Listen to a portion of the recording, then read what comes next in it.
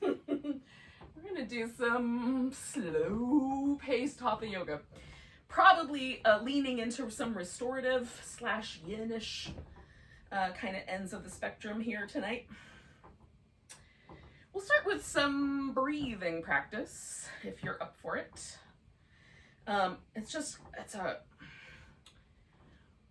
We're gonna pause at the point between the inhale and the exhale. How long you pause is entirely up to you. So if you would like to hold that pause for long enough that you sort of get a little uncomfortable, you can do that. Or you can just kind of barely linger there. There's benefit to both options. But mostly what I'm interested in or curious about with this is using the breath as a template for embracing transitions, right? So we are in this transition zone between winter and spring, theoretically. Some places it's more like just winter and winter. Here it feels like between winter and spring. We go back and forth a little bit during transitions. Oh, and there might be other transitions also that you just are feeling in your life. So we're going to use the breath as kind of a template for noticing what it's like, or the ways that our nervous system might react to the transition point. So that would be an interesting reason to kind of linger the space between the breath halves a little bit longer, so you can feel if there's any kind of tightening or gripping or adjusting in the nervous system. That will give you some insight into how your nervous system might react to other transitions. It may not be exactly, 6 of one, half dozen of the other kind of, but at least it gives us some inclinations of ways our nervous system might approach challenge. So let's just start with some breath. So I set up on the edge of a blanket so that my knees are a little lower than the top rim of my pelvis. That's generally a little more comfortable. My spine is generally more aligned that way, but if you feel like you want to sit up even higher or not, you can do that. The legs can be straight. You can sit between your feet, whatever's comfortable. Relax the shoulders. I'm kind of doing just releasing of little tensions I can feel already, like from my collarbones and around my neck, places that are a little sore, a little tender. Just approaching that softly. We're not going to muck with the breath too much other than that pausing, right? So we're going to let the inhale be however long the inhale wants to be. And then you might just notice the spot between that and then the exhale without mucking with it too much. Let's just take a moment to notice, and then notice that spot right between the exhale and the inhale.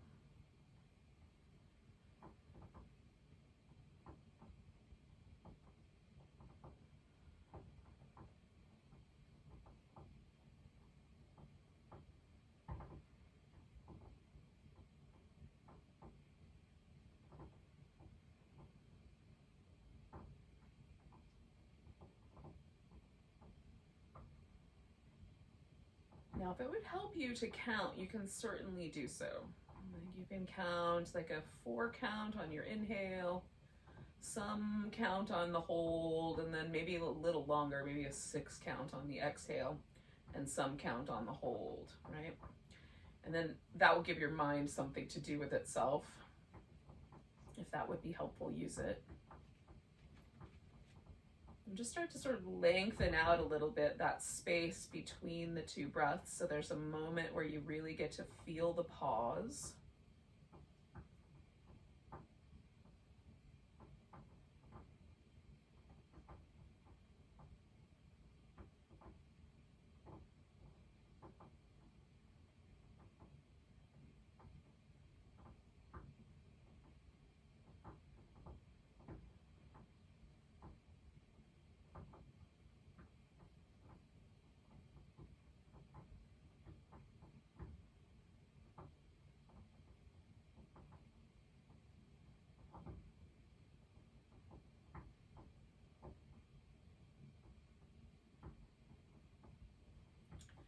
And what I noticed for myself immediately is that the pause at the top of the inhale, I can hold for however long, but quite a while, without really feeling any discomfort. There's a little feeling of fullness.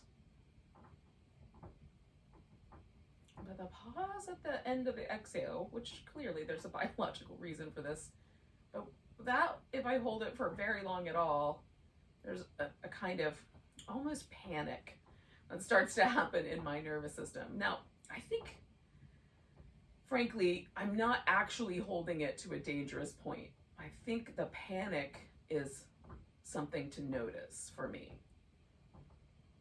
Because, I mean, it starts like 2 or 3 counts in. Like, surely I'm not really running out of oxygen that fast.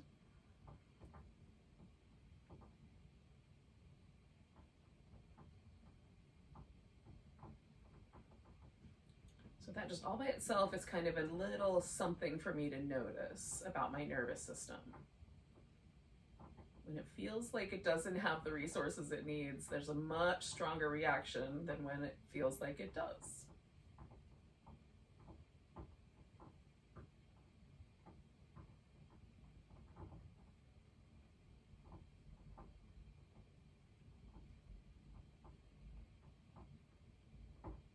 And can I, even though I can feel that sort of biologic reaction to holding my breath, can I use my mind to calm that biological reaction down? That's the part that's going to be interesting for me. Now, you may be having a different experience, so just judge that based on your own experience of it.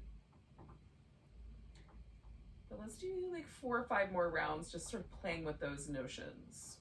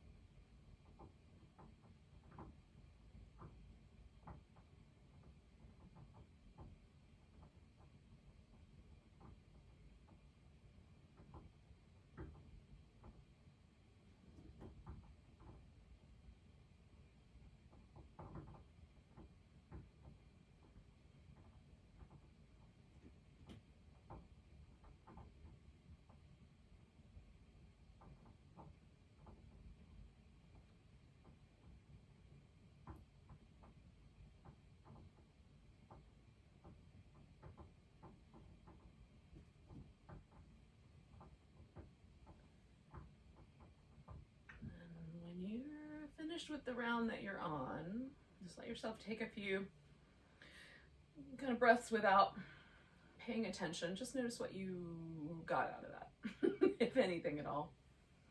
What I did notice for myself was that it was if I intentionally calmed the reaction, it was much easier for me to hold that breath on the exhale for a much longer count. It didn't feel nearly as panicky if I intentionally became aware of and then allowed myself, or maybe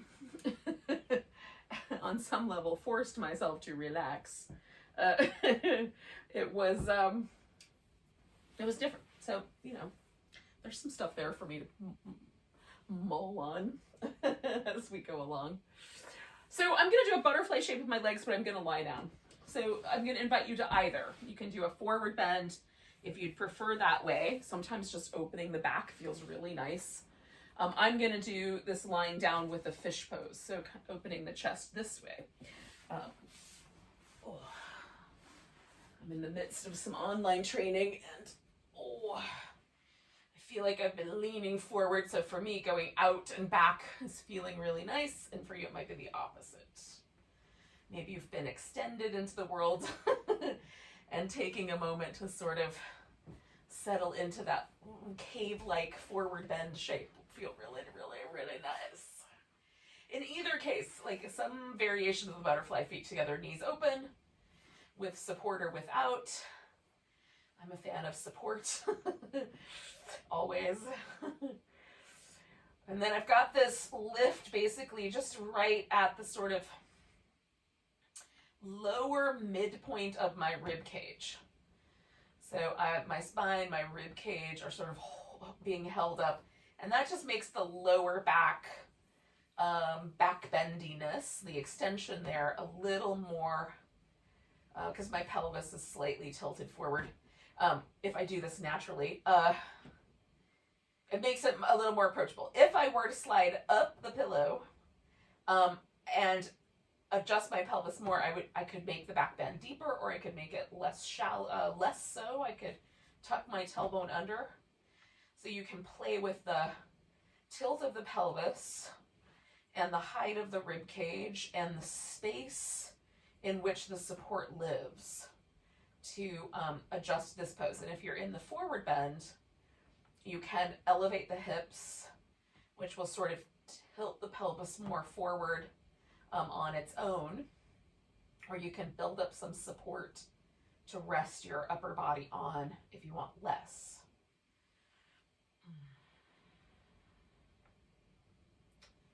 Loads of pillows and blankets, things like that. So in any case, whichever one you're doing, support yourself as needed. And then we'll take a moment to try to relax as deeply as possible. So even given this shape, I'm going to take a little journey through my body. And for me, the most important part, I take a big breath, just sort of let go. And that relaxes a lot of the outer muscle. But then I have to take a little journey down through the center. So my face muscles, the throat, and then kind of down through the very center of my body where the hip flexors and the vagus nerve all live. And relax in there, because there's some weirdly interesting tension that I often find, like that I'm holding somewhere in my solar plexus region. Maybe that's the hip flexors that I'm feeling tightening there. Maybe it's abdominal. I don't know. I notice it when I take the little vagus nerve pathway journey through with my mind down through the internal organs.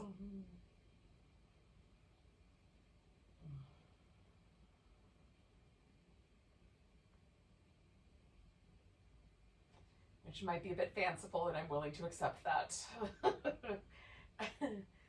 Oh, goodness. In fact, I might just embrace it. Maybe I'll just embrace fanciful from here on out.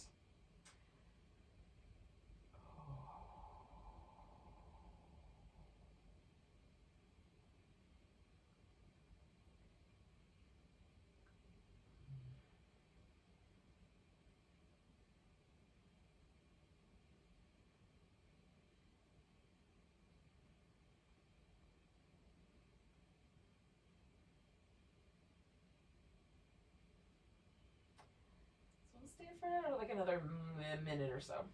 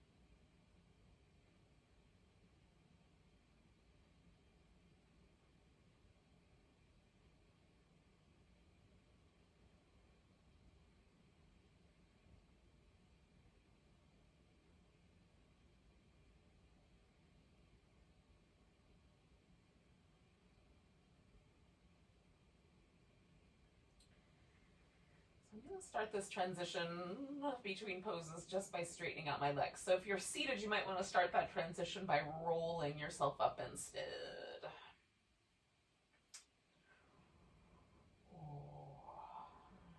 and straighten out the legs. And eventually I'm going to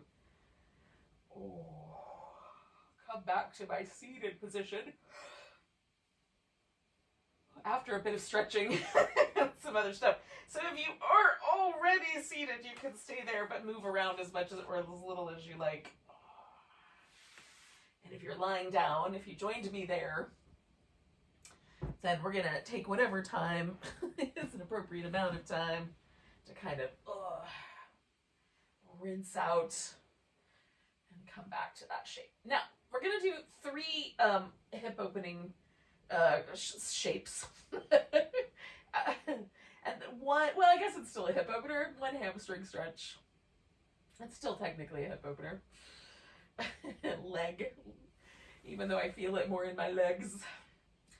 So with that in mind, like if you want to grab some pillows or blankets or yoga blocks so that you're set up, you can. I'm going to wind up using a blanket and a block for myself.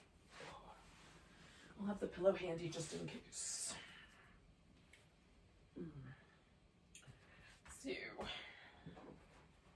I might use 2 blocks eventually, but we'll start with 1.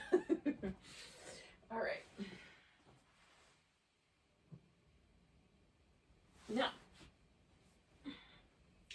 you can just start in a cross-legged position with legs made into as close to a square as possible. That is one possibility, and then folding forward from here. Now, I will say that this pose could be done laying on your back and just bringing your legs into that shape and holding them. Possibility number 2 is to stack the legs, either stacking the knees over top of each other or stacking the shins over top of each other. Or like my preference is to get close to that, but just put my shin at a slightly wider angle and use a block. A little blanket to just fill in the space underneath. Okay, so my legs, if I look down, I'm still pretty much getting a square here. The closer the thighs are together, the more we're going to target this outer hip. So that's the kind of theory that we're working with right now. Now, if I just sit upright, there's quite a bit of sensation. I feel, especially on this leg that's up on top, I feel all kinds of sensation in this hip and up under my glute. And I can just stay there. If I lean my pelvis forward, all of that increases, but at a certain point, I then start to feel it in my knee joint, and I'm trying to avoid that. You can also add onto it by side bending. So that changes the shape for me a little bit. If I bend out to the side, there's an increase in sensation, but it's more like up in this upper region of my hip. So that seems like, that would be a nice place. Then go there.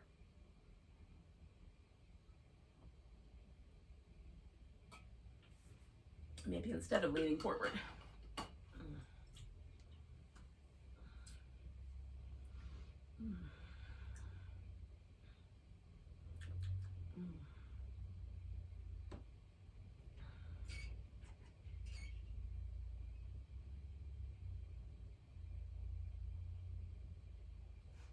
Really weird sound.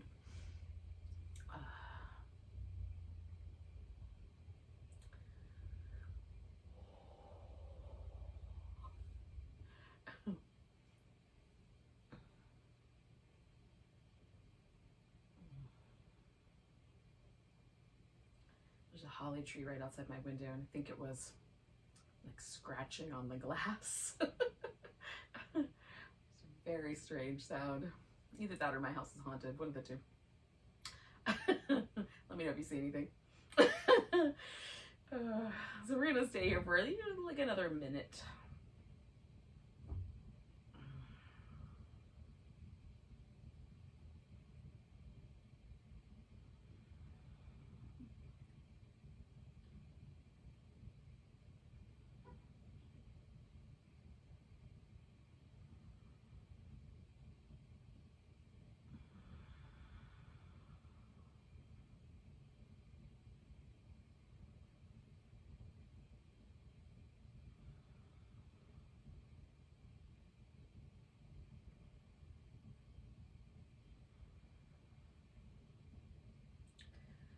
I'm going to take a nice big breath.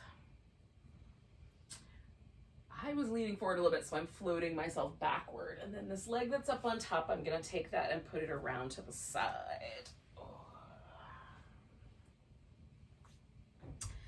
So now I've got this leg pointing out to the side, and I've got this leg up front, making about a 90-degree like space between them. That does not have to stay that way. For me, that gives me the most internal rotation that I can get out of this hip. But you could bring this leg closer to the front, or you could swing that leg. Well, I can't because furniture's in my way, but if I moved, if I moved the other half of me, I could swing that leg behind me a little bit. So you're welcome to do that. You're welcome to either sit upright, lean sideways, lean forward, turn into the twist and lean forward. Like there's a kind of flavor spectrum there with how that pose is going to wind up. I'm kind of a mind that I'm going to just stay upright for now, but I might build a little armrest here.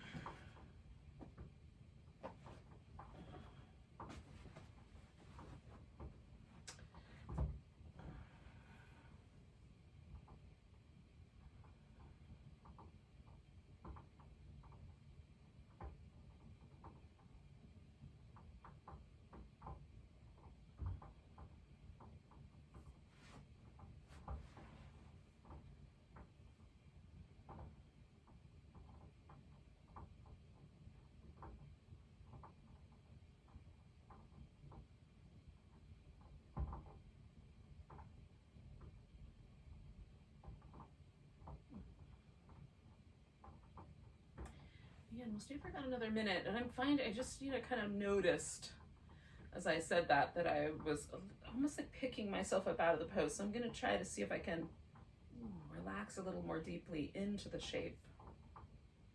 So let go a little bit. There's some kind of vigilance happening that I was flying underneath my radar for a minute.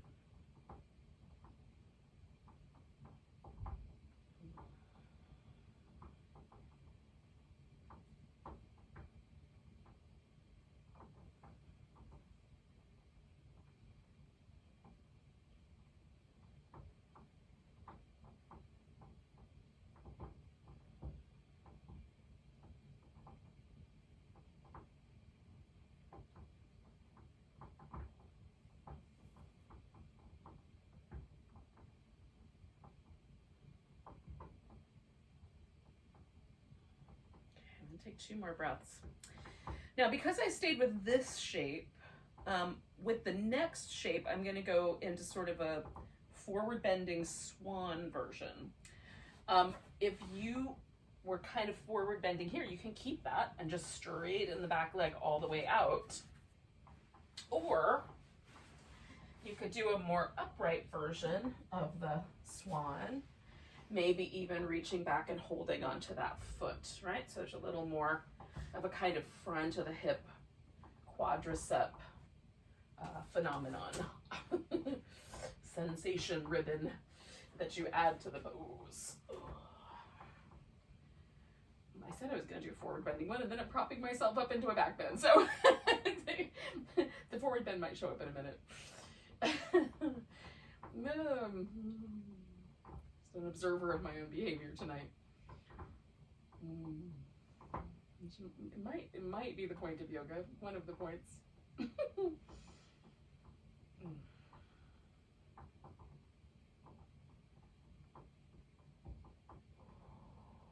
Don't forget that the sensation right here, the kind of hip flexor bowl of the pelvis is where this pose is really interesting, but my other hip is also interesting. So if I want to lean more into that, I can lower down more, and that will take away a little bit of this. Again, leaning more into this means upright maybe more and grabbing a hold of, or in some way you could add a little twistiness to that, turning yourself kind of around into a twist as well. Really just notice the sensations that are here, settle into them, and then if there's one that you're curious about, you want to lean into a little bit, lean into that. And if there's no curiosity at all, you just are willing to be still and quiet, then that's also nice.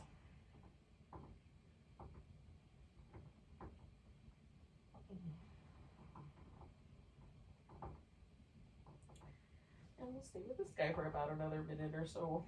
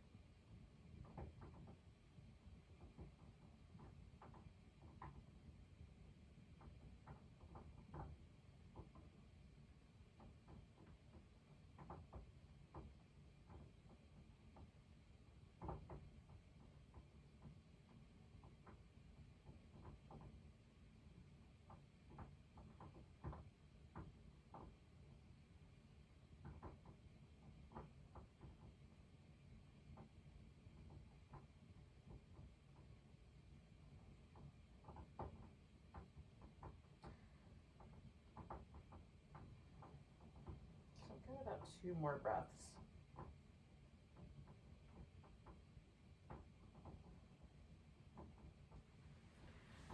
Now, I'm going to bring this leg that's behind me around the front again, but it's going to go out straight.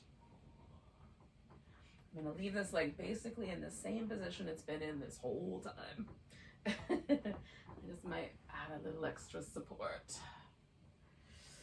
And then I'm going to fold over this leg that's straightened out. So there's the hamstring stretch. And how much you fold or how little you fold is entirely between you and your hamstrings.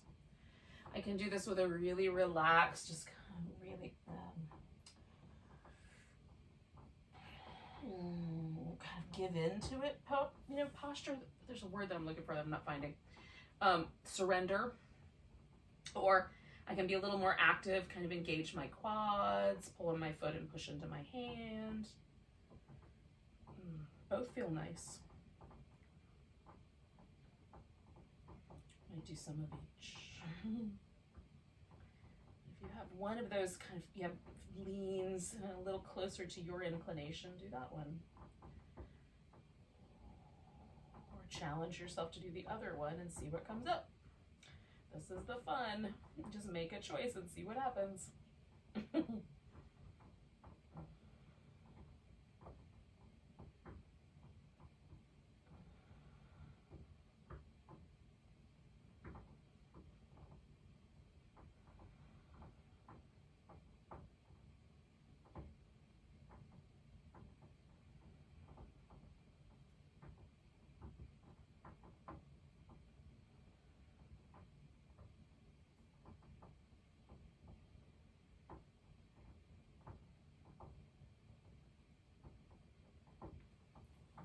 Stay for about another minute.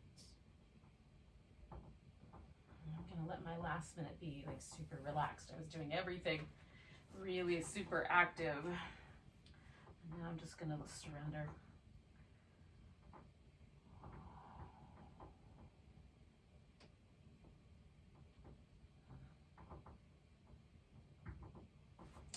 Sometimes it feels nice to do that too.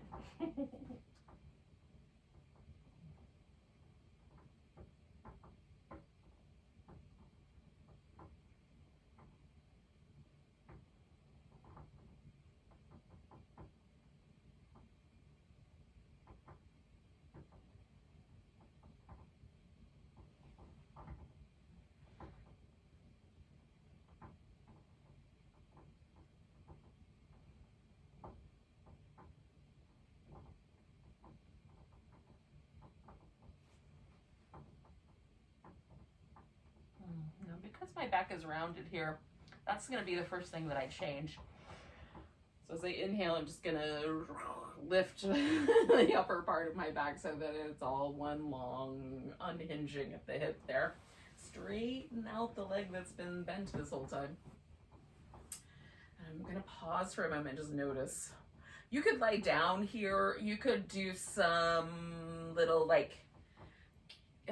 tuck and tilt of the pelvis shapes, either kneeling or seated, if that's feeling nice. I think I'm going to carry on with that.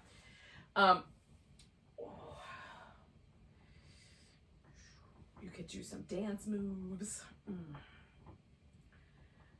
I like a little bit of movement and a little bit of stillness generally. With with any of these slower static practices.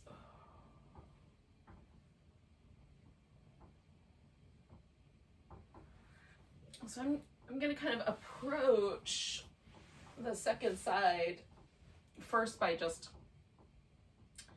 doing what I did last time, taking a seat and bringing my legs together as close to that. Oh, that's the same side I did last time. Hold on, I gotta switch. Okay. Bringing my legs together as close as I can to the midline. And then just pausing for a second, seeing how that feels. Often for me, this right hip is spicy. So I may not need anything more than that. It feels like I can go one step further, so I'm gonna stack my leg and see what happens. And on this side, for whatever reason, like my legs nestle into each other in a way that does not cause tension right there on that little tender spot on my inner knee. But you know, you can also do that little angle shift where the leg goes out to the side a bit more. It's all about this hip over here.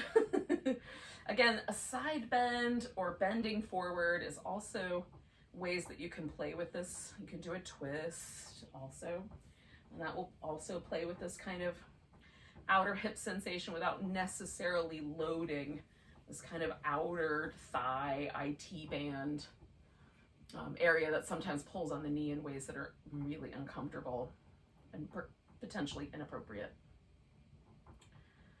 I'm trying to be nice to my knees. I want them to last as long as possible. They might have to be bionic one day, but why rush it? I'm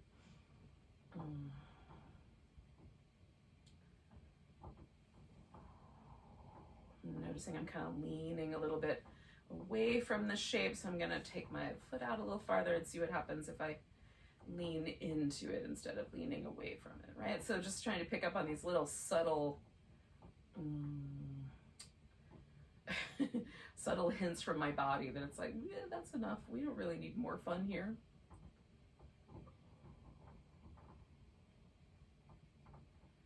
I'm kind of continuously amazed at the capacity for my body to lean away from discomfort without involving my conscious mind at all.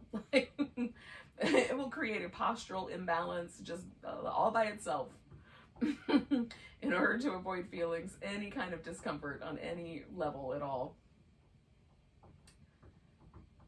It's like magic.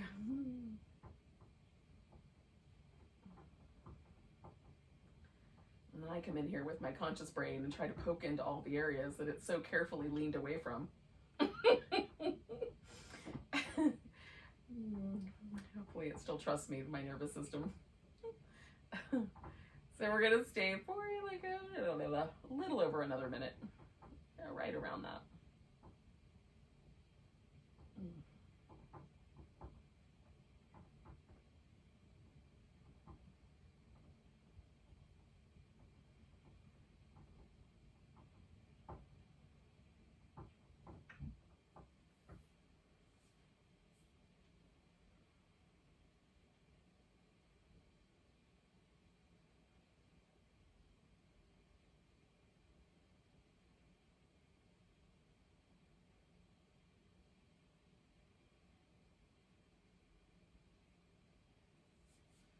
Again, I'm just pausing here with the breath and noticing all the ways in which I can subtly carry tension in my body. I'm trying to unwind as much as I can, as much of that as possible. There are usually reasons, but most of the time those reasons are less dangerous than my nervous system thinks they are, right? I've blown these ideas up in my head. So it might be just whatever, they're like any stress whatsoever. I'm a little anxiety prone. All right, so we are going to lean back away from this guy, and then I'm gonna take this top leg into the other little deer shape and swinging it around.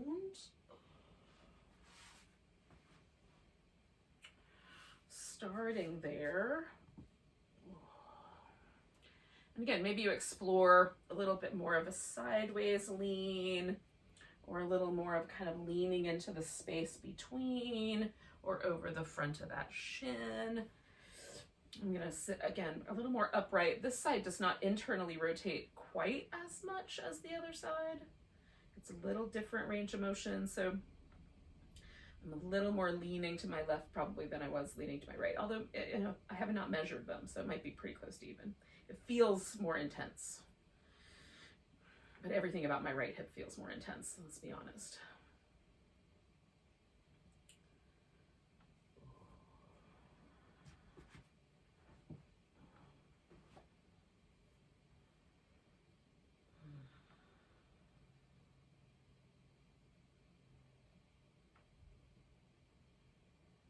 So again, I can let myself sink into the pose with the big outer muscles.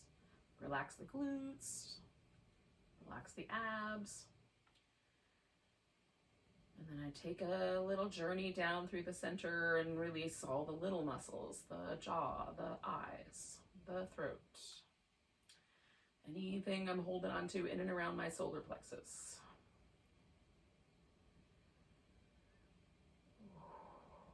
The groins, right? Those are kind of all little, these kind of little areas where tiny tensions show up.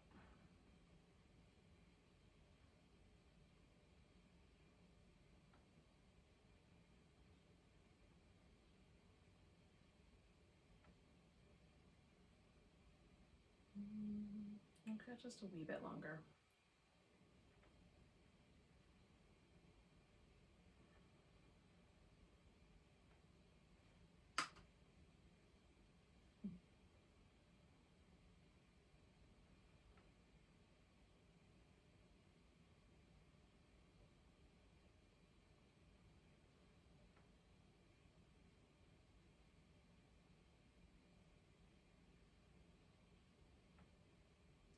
And take 2 more breaths, and then I'm gonna snake this into the swan / pigeon pose.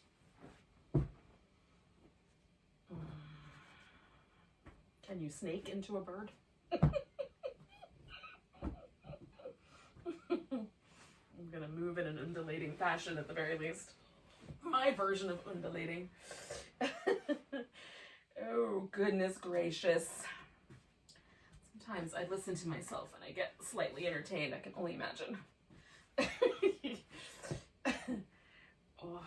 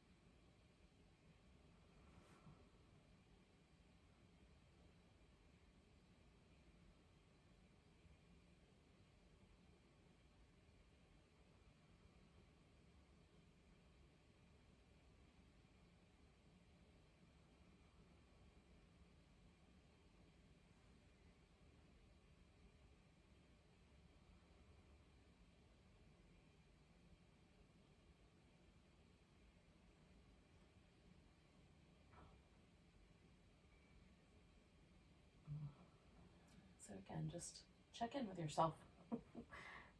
We're in the halfway mark of this pose. If that gives you any notions of how you might want to proceed from here.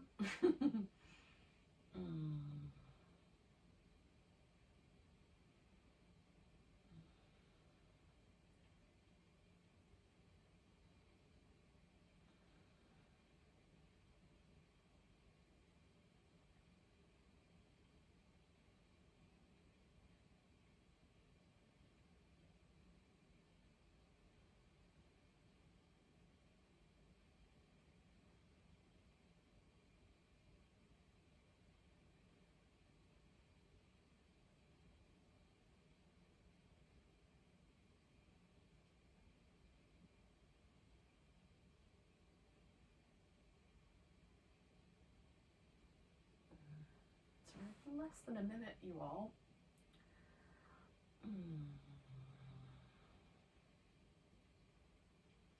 Just checking in with myself to see, can I surrender just a notch more for this last few bits here?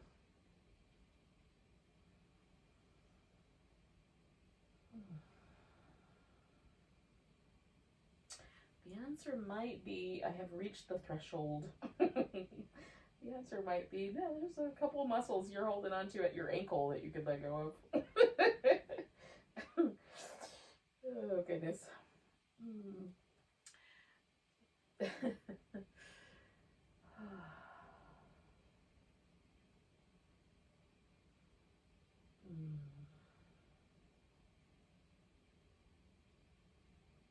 All right, friends, we'll take a big breath. And then we're going to turn this pose into the hamstring stretch, head to knee pose variation.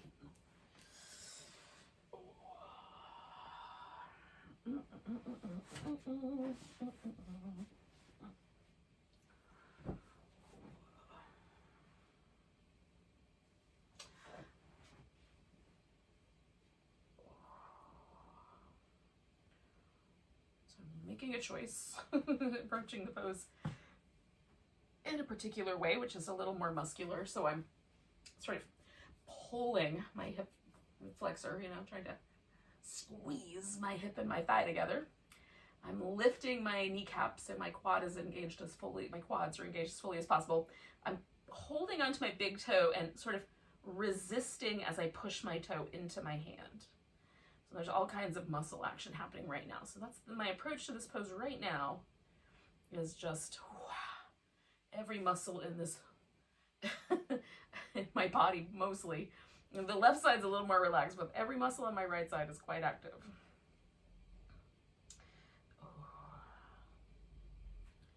I'm going to do that for a period of time, about another minute. And then I'm going to let the last minute just be let go. Now, if you want a different approach, do a different approach. It's your pose.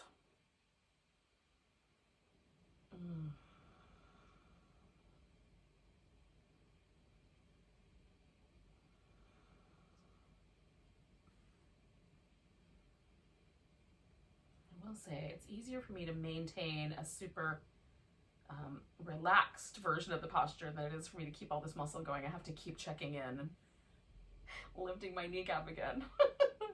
All right, I'm going to do 2 more breaths and then I'm basically going to surrender here. I'm not watching that kneecap. It just stops lifting. It's got a mind of its own.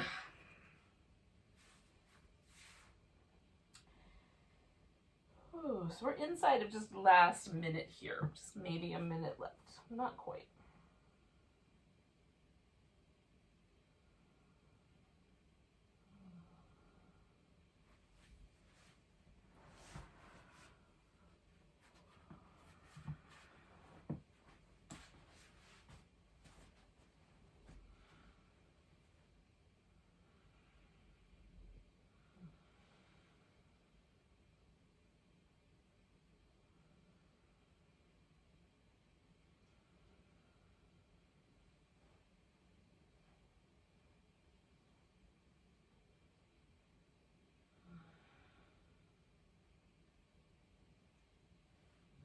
Taking 2 more breaths.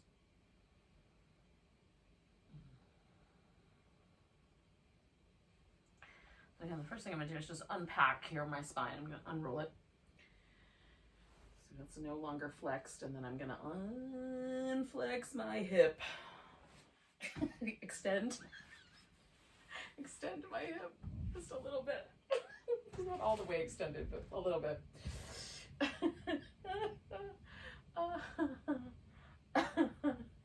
I'm just laughing at myself, just listening to myself talk things. It's no wonder there's so much like pushback against the woo-woo-ness. I like the woo-woo-ness personally, but I appreciate the pushback. Okay, so bringing ourselves into a reclining position. We're going to do a little twist And Shavasana. Now, if you would prefer, you can have your legs up. I'm going to put a pillow under my legs once we get to the Shavasana portion. But if you want your legs up on a couch or up the wall, you can do that instead. Now, I'm going to start my little journey into a twist with some movement here. And we're going to go very restorative with this one. And restorative just means that we're going to do as relaxed as possible, right? So there's the least amount of sensation that you can possibly get, so that we really just let layers of tension melt away. That's the whole point. So all of the practice I did up to this point was kind of tuning me in to all of those places where I kind of grip and hold and tighten and clench and all that jazz. And with these next 3 poses, the twist on the right, twist on the left, and then the corpse pose, the Shavasana, the goal is to be as light on all of that, like as tension free as possible. So I'm gonna have to go light on the sensation. So I've got a pillow here that I'm gonna put underneath my legs so that that is a little easier. Sometimes a blanket under my shoulders feels nice. Sometimes a blanket tucked into the crook of my back feels really nice to me. Kind of experimenting. I did shoulders, now I'm doing, oh yeah, I think I like the one under the back tonight.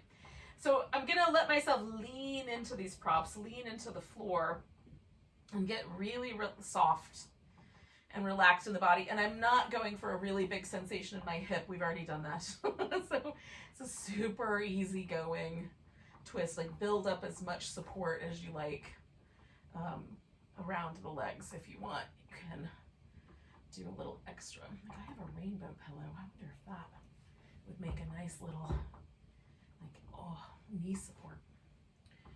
Oh, maybe it can.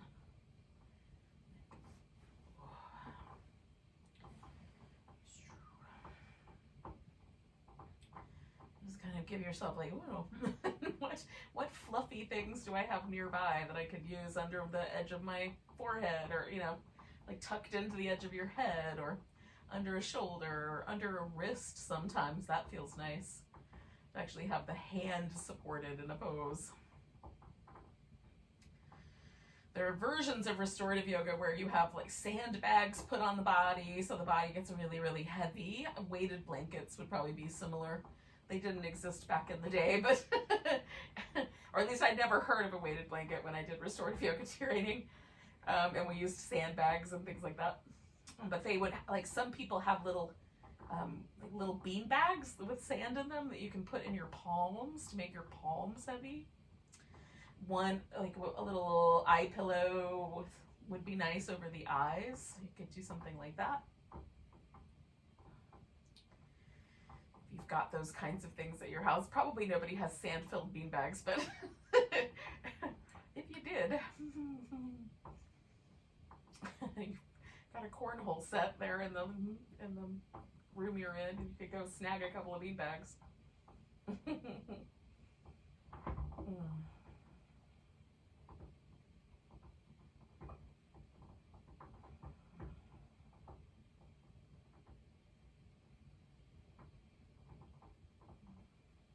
So again, I'm just sort of unwinding, starting at my face and the jaw, tracing that little pathway down the center of my body to make sure there's not any muscles that still feel like they have to hold on.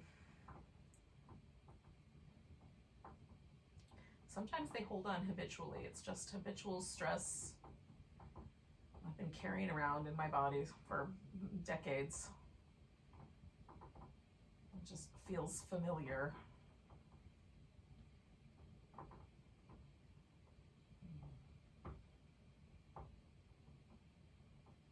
It's one of the most insidious things to me about stress is that often we hold it so chronically and it actually feels more homey than relaxation does. It's one of the hurdles that we have to get over often with chronic stress.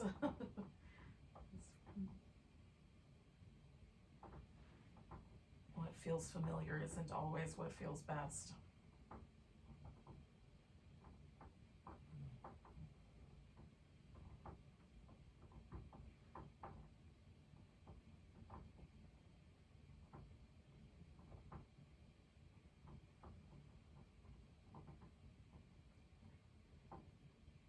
I'll stay here for like another 4 or 5 breaths, and then we'll do the other side.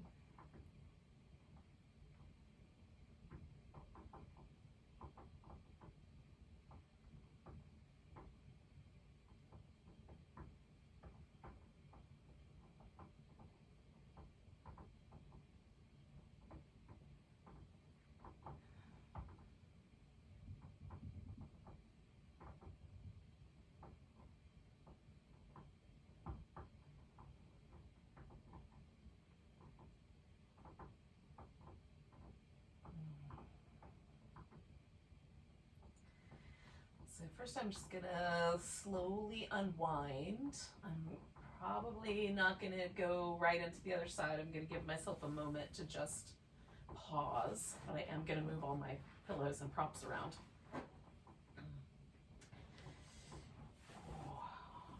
Feels in some ways to me like the world is in the middle of a transition, not just springtime, but just a transition in what we're willing to accept. And the fact that we are so completely and utterly interwoven with one another, global. There's no more, like, I don't know that we can hold up this notion that, like, oh, a country is allowed to do whatever it wants, because everyone is really impacted, all of us. Whether it's, you know, how we treat a global pandemic or how we treat military aggression or whatever. So it feels a little bit to me like we're on that kind of a precipice. And so, you know, again, I'm just using this as a metaphor,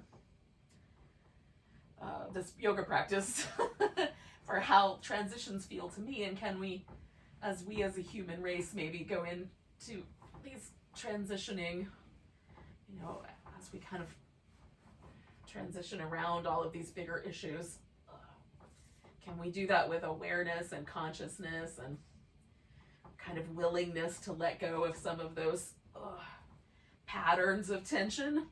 I don't know. I'm not in charge of the world, but if I were, that's what I would suggest. Like, we all do global yoga classes together. Relax. I'm doing my part here, friends. Yeah, all right, so we'll let go when you're ready into the twist on the other side.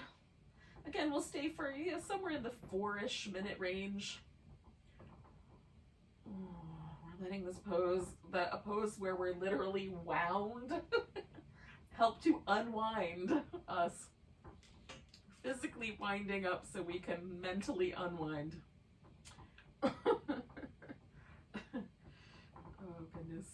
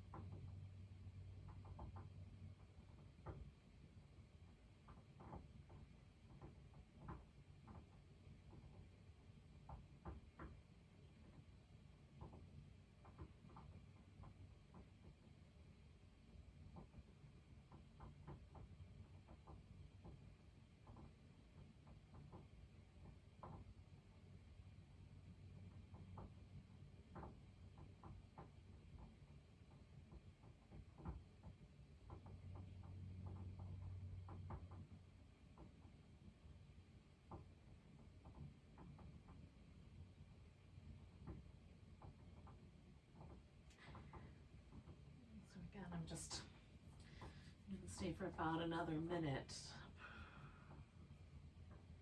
Just noticing little places where the breath kind of flows in interesting ways.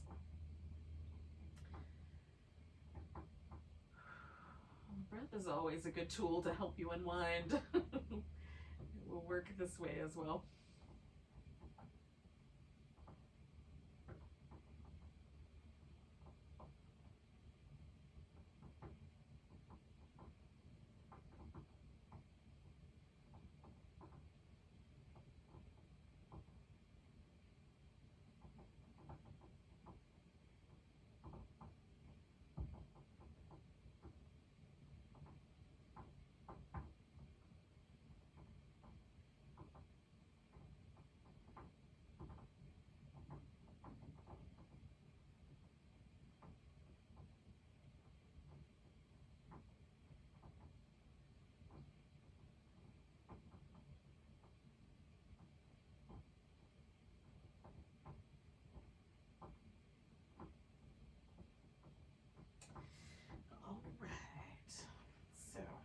Let myself slowly turn this into Shavasana.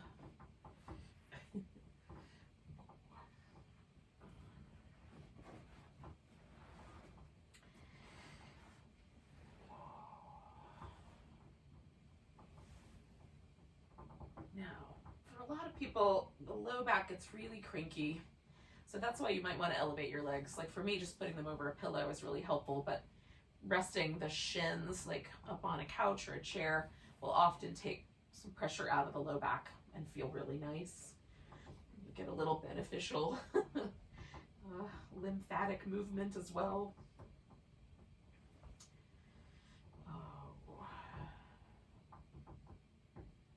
If it's a little chilly where you are, you might want to cover up so that you can more comfortably rest.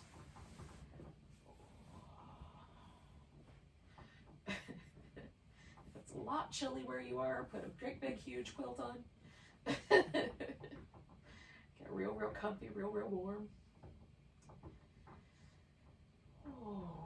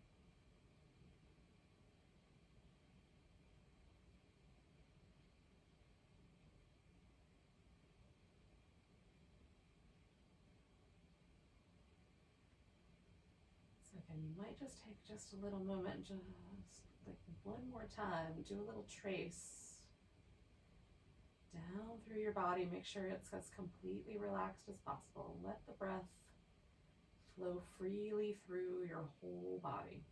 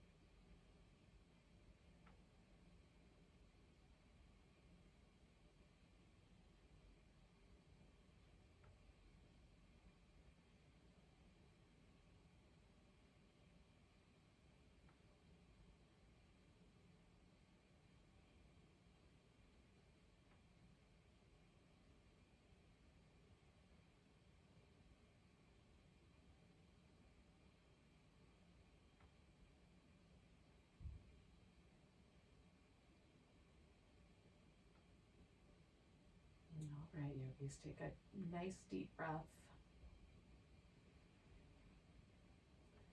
Let it go with a sigh.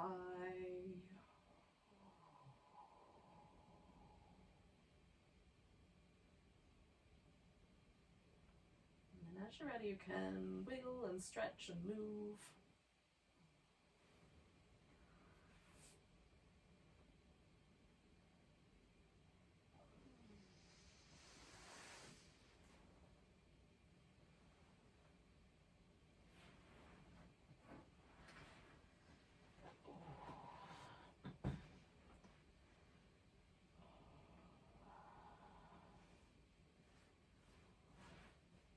Now, I'm not rushing you, but what you'll do is eventually, is you'll just arrive in a seated position. We'll take a few moments there, just to hang out where the practice brought us.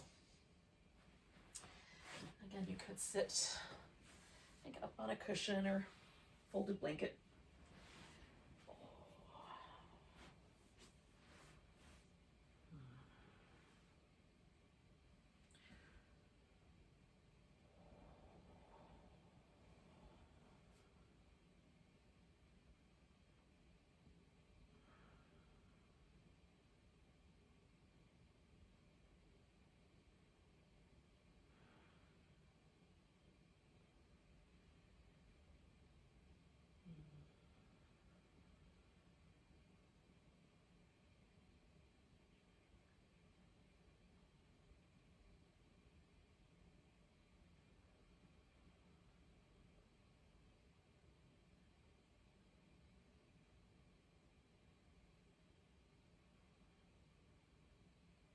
You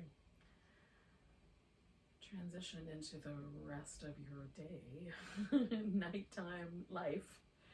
Let's take a big breath together. Nice big inhale. Big deep sigh. Namaste, friends.